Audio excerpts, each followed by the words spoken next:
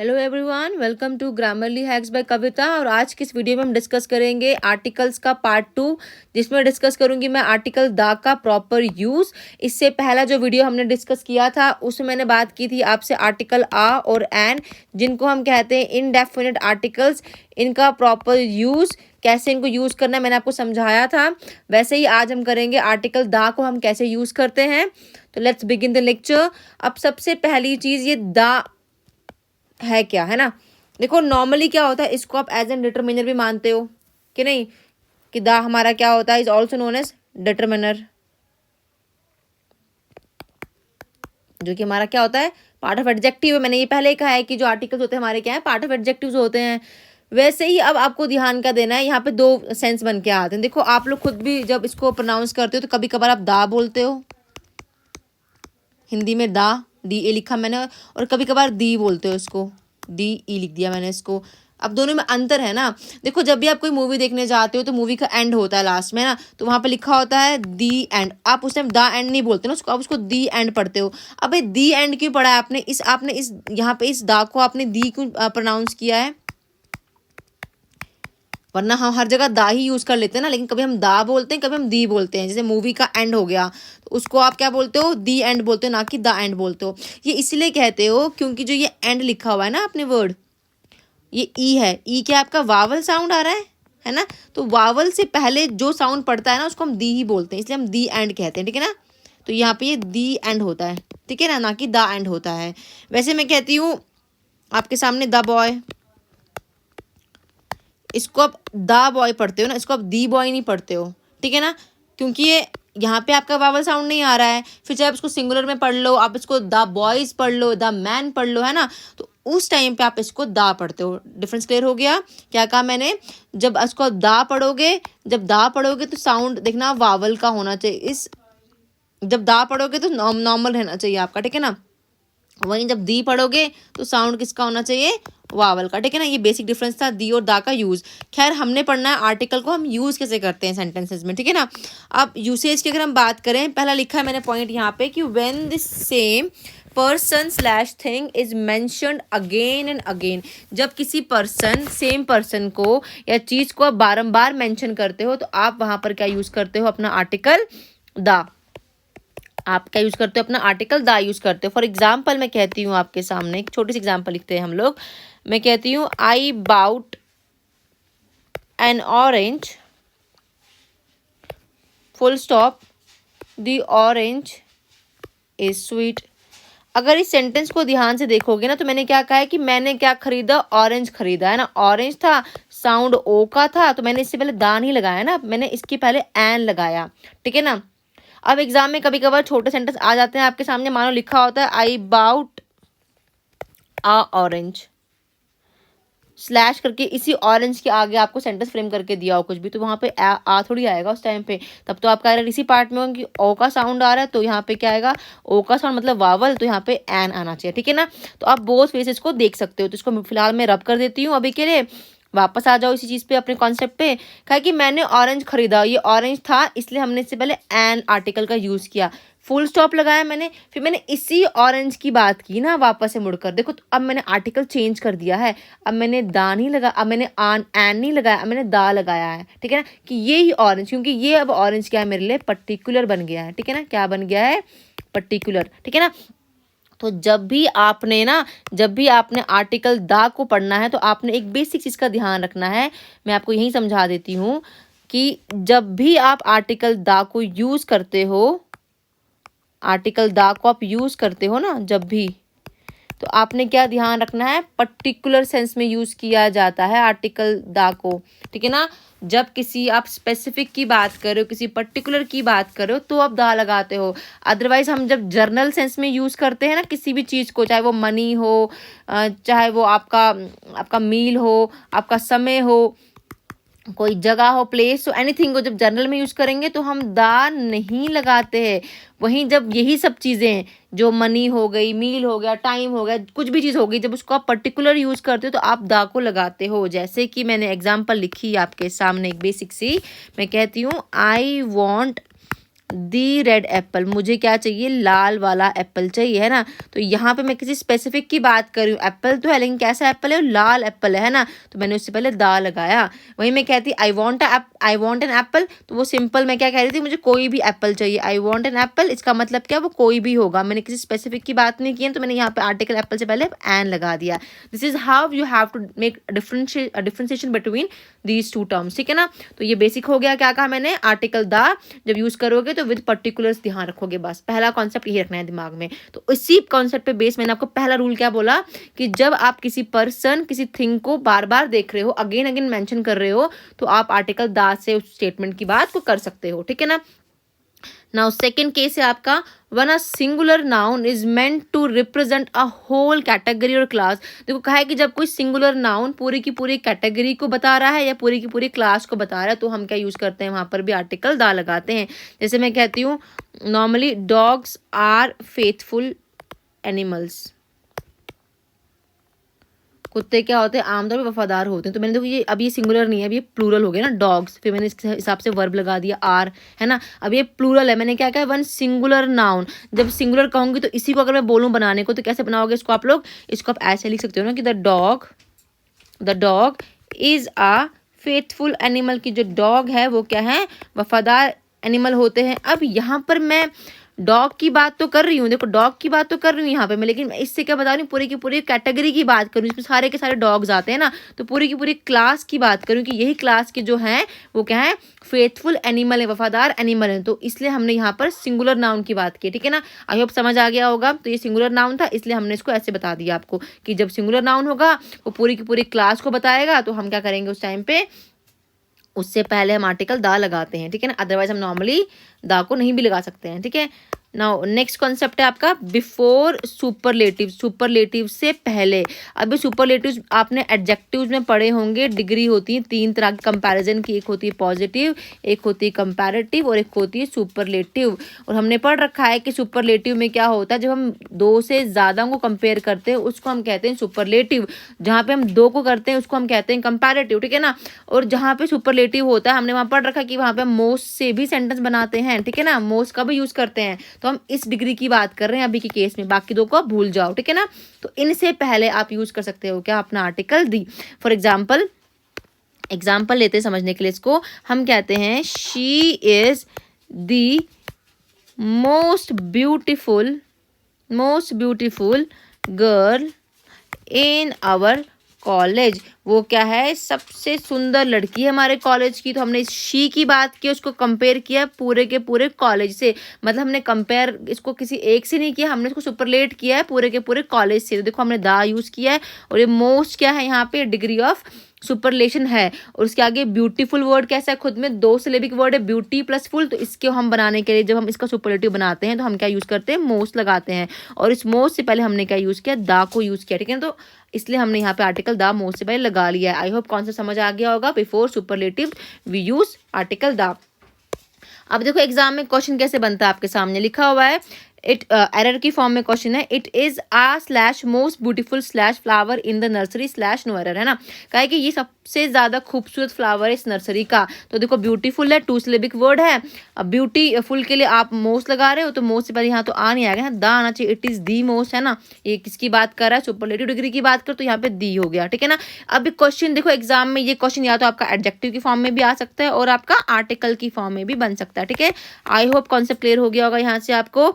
Now moving towards the next rule which is of metaphors. कहा है कि metaphors के साथ भी क्या करते हो आप लोग आर्टिकल दा का यूज कर सकते हो। और मेटाफर क्या होता है, जब आप दो चीजों को एक साथ बताने की कोशिश करते हो, ठीक है ना। जैसे मैं कहती हूँ he is the Shahrukh Khan of our class. मैंने क्या किया, मैंने बोला कि जो ये ही है ना, ये क्या है, शाहरुख खान है हमारी क्लास का। देखो अब मैंने क्या किया, इस ही को कंपेयर किया शाहरुख खान के साथ में, but there is no direct comparison ना, मैंने कुछ ना कुछ इनडायरेक्टली कंपेयर कर लिया है। मे बी इसकी ही की क्वालिटीज मुझे कुछ शाहरुख खान की दिख रही होंगी, इसका चलना, इसका बात करना, है ना। तो हमने क्या किया, दो चीज़ों को एक साथ बताया है। या मैं कहती हूँ Delhi is the Paris of India, Delhi को मैंने क्या बोला है, पेरिस की तरह मैंने कंपेयर किया कि दिल्ली जो है हमारा वो इंडिया का क्या है, पेरिस है, तो मैंने इस पेरिस से पहले आर्टिकल दा लगा दिया।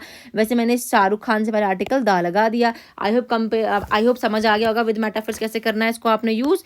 नेक्स्ट रूल है with the name of renowned buildings, ये गर्ल्स नहीं होगा, गल्फ होगा, ठीक है ना, ये गल्फ्स होगा, gulfs, rivers, ocean, sea and desert. का है कि जो भी रिनाउंड बिल्डिंग के नाम होते हैं, ये बेसिक हम बचपन से पढ़ते आए हैं ये वाला रूल ना, कि किसी भी रिनाउंड बिल्डिंग का नाम हो गया, किसी गल्फ का हो गया, किसी रिवर का हो गया, ओशियन का हो गया, सी का, डेजर्ट्स का, तो हम उनसे पहले भी क्या करते हैं, आर्टिकल दा को यूज करते हैं। जैसे लिखा होता है दी ताजमहल, है ना, हम कहते हैं द पर्शियन गल्फ,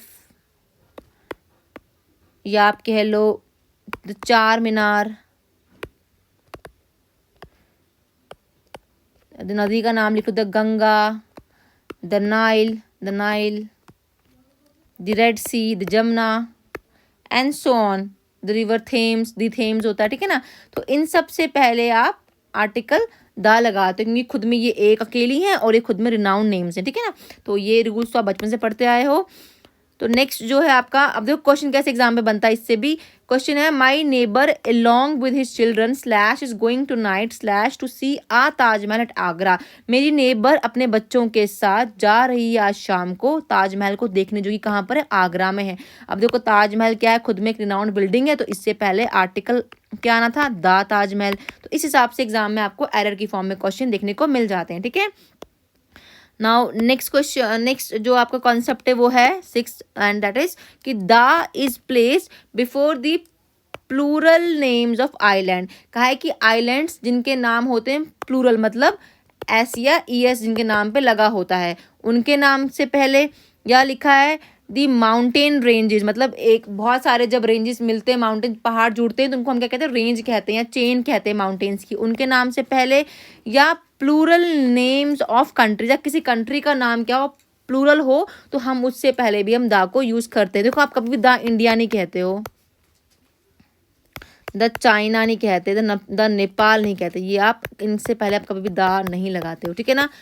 नॉर्मली आप किसी भी कंट्री के नाम से पहले आप दा को नहीं यूज करते हो, ठीक है ना।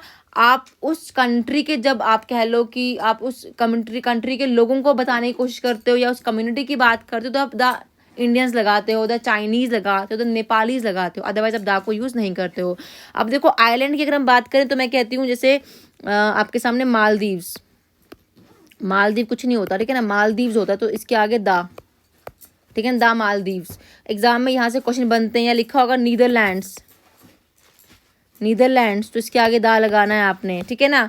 या कह लो माउंटेन रेंजेस की अगर बात करें हम लोग, तो आपको दिया होता है हिमालयाज, हिमालयाज, तो आपने इससे पहले दा लगा लेना है, ठीक है, दा हिमालयज। वहीं आपको अगर माउंटेन पीक का नाम, देखो हमेशा एक्सेप्शन से क्वेश्चन बनता है, माउंटेन पीक इंपॉर्टेंट है, वहाँ आपको दिया होगा नाम माउंट एवरेस्ट का, और इसके पहले आपको सेंटेंस में आर्टिकल दा लगा होगा, तो नहीं लगाना है, ठीक है ना, इसके साथ दा नहीं लगता है।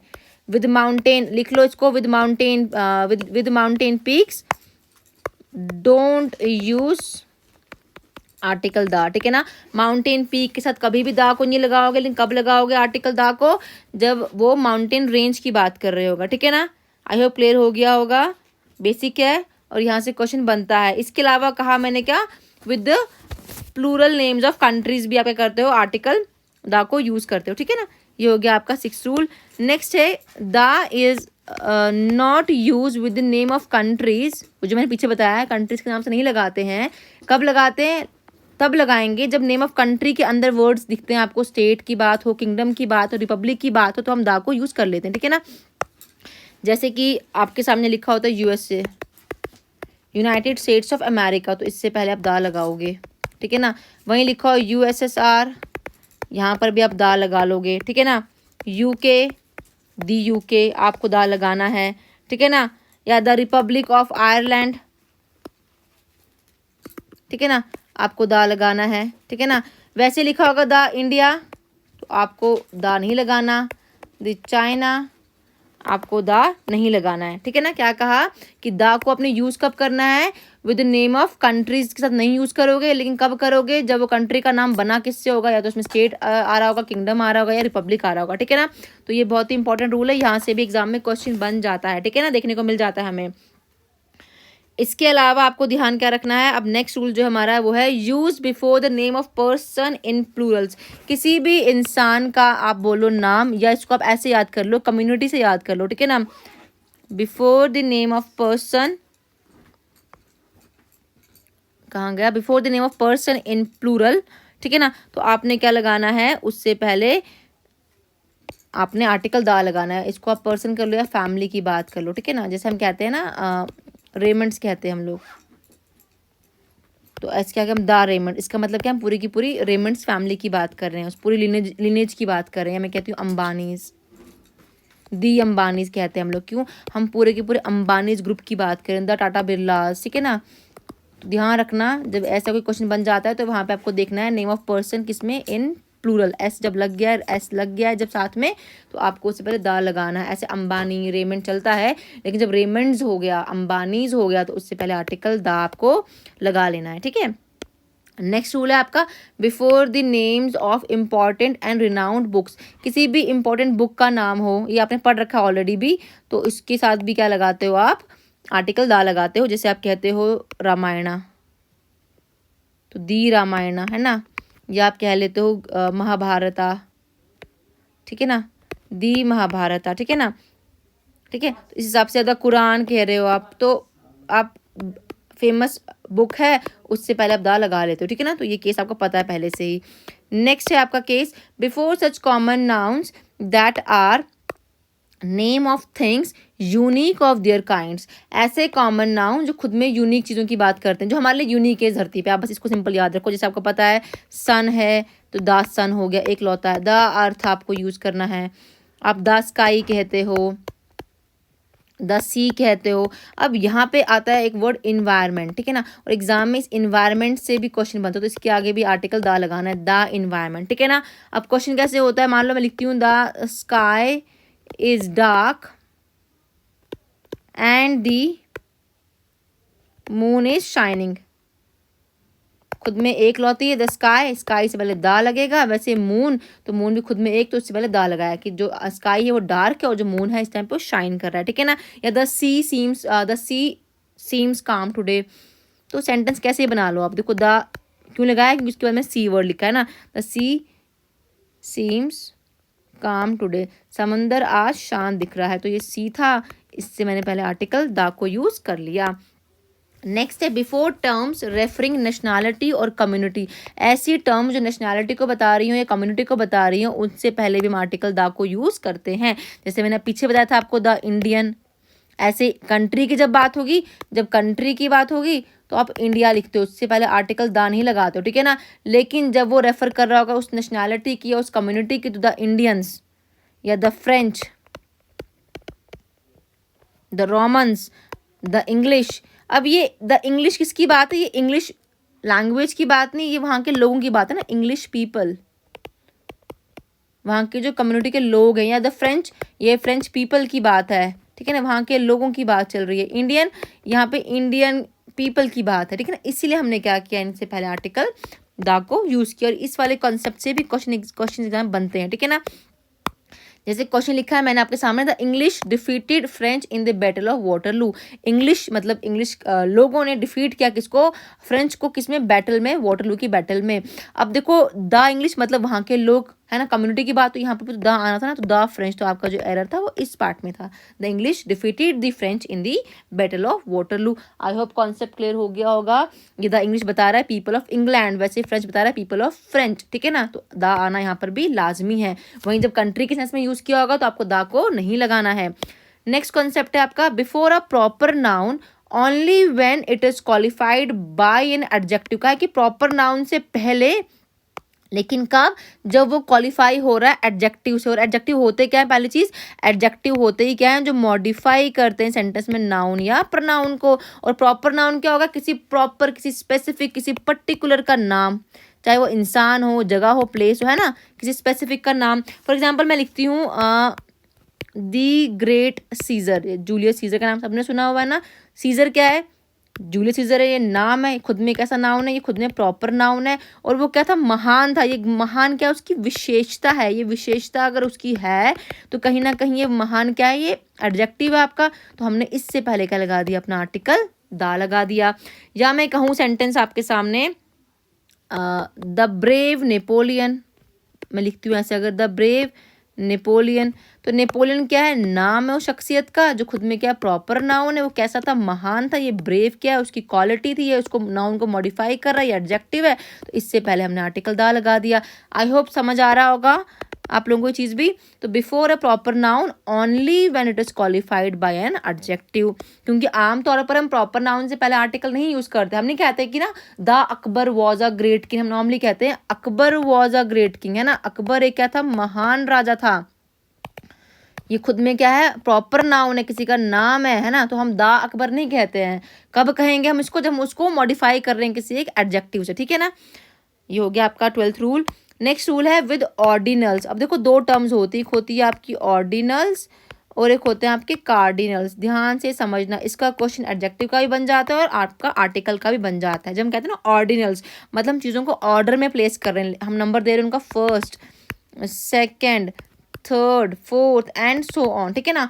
वही हम कहते हैं ना कार्डिनल्स, तो मतलब क्या कह रहे हैं हम लोग, 1 2 3 4 एंड सो ऑन, ठीक है ना। तो यही एक बेसिक सा डिफरेंस है। और आपको क्या ध्यान देना, आर्टिकल्स को आप यूज करते हो कब, विद ऑर्डिनल्स। आप इनसे पहले आर्टिकल दा को लगा लेते हो सेंटेंस में। जैसे मैं कहती हूँ एग्जाम्पल के तौर पे हम लिखते हैं, he was the first man to stand up, वो पहला आदमी था जो खड़ा हुआ था। तो ये ही सब्जेक्ट हमारा, वॉज द फर्स्ट, फर्स्ट क्या हमारा, ये ऑर्डिनल है।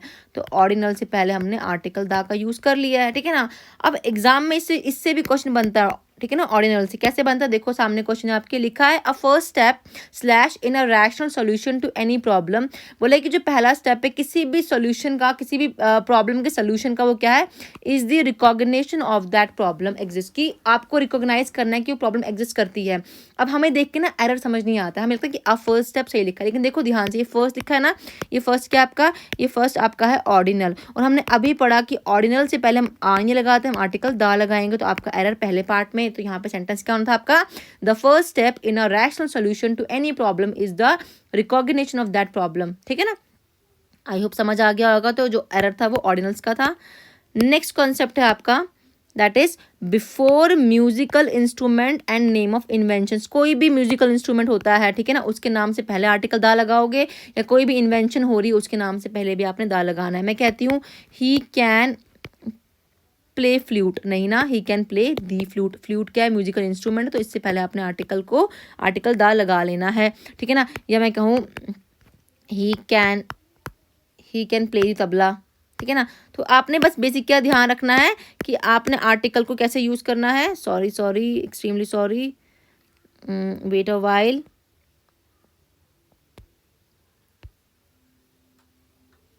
वाइल, आर्टिकल कैसे यूज करना है आपने, मैंने कहा विद म्यूजिकल इंस्ट्रूमेंट्स आपने आर्टिकल को यूज करना है। जैसे मैं कहती हूँ he can play the tabla, वो तबला बजा सकता है, तो हमने यहाँ पे क्या लगा दिया, आर्टिकल दा, क्योंकि खुद में एक म्यूजिकल इंस्ट्रूमेंट था, ठीक है ना। वैसे मैं कहती हूँ हु इन्वेंटेड दी टेलीफोन, किसने टेलीफोन का डिस्कवरी किया, तो टेलीफोन खुद में एक इन्वेंशन थी, तो इससे पहले हमने आर्टिकल दा लगा दिया। तो before musical instruments and name of inventions we use article the, ठीक है। नेक्स्ट आपका है विद एडजेक्टिव्स, ये भी काफ़ी कॉमन है और काफ़ी इंपॉर्टेंट रहता है एग्जाम के लिए। अब जब हम कहते हैं विद एडजेक्टिव्स, आपको मैंने अभी बता दिया एडजेक्टिव्स क्या होते हैं, जो मॉडिफाई करते हैं आपके सेंटेंस में नाउन या प्रोनाउन को। तो इनसे पहले भी क्या करना है, आपको ध्यान देना आर्टिकल दा का। आप कैसे एग्जाम में कैसे क्वेश्चन बनता है, यहाँ से ध्यान देना, आपके पास ध्यान क्या देना, दा प्लस एडजेक्टिव ध्यान देना आप, ठीक है ना। जैसे मैं कहती हूँ ना, अगर मैं कहती हूँ द पोर, या मैं कहती हूँ द रिच, तो ये जो पोर है ना, मैं गरीब की बात नहीं कर रही, मैं गरीब लोगों की बात कर रही हूँ, है ना। तो यहाँ पे ये पोर नाउन नहीं है, ये आपका एडजेक्टिव का काम कर रहा है यहाँ पर, ठीक है ना। इसलिए हमने पहले उससे दा को लगा दिया। ये बता रहा है आपको द पोर पीपल, गरीब लोगों की बात कर रहा है, ठीक है ना। वैसे द रिच मतलब द रिच पीपल, अमीर लोगों की बात कर रहा है, ठीक है, सेंटेंस में, इसलिए मैंने कहा द प्लस एडजेक्टिव का ध्यान देना। एग्जाम में क्वेश्चन कैसे बनता है यहाँ से आपके सामने देखो जरा एग्जाम्पल को। मैं लिखती हूँ he gave biscuits and chocolates to pour.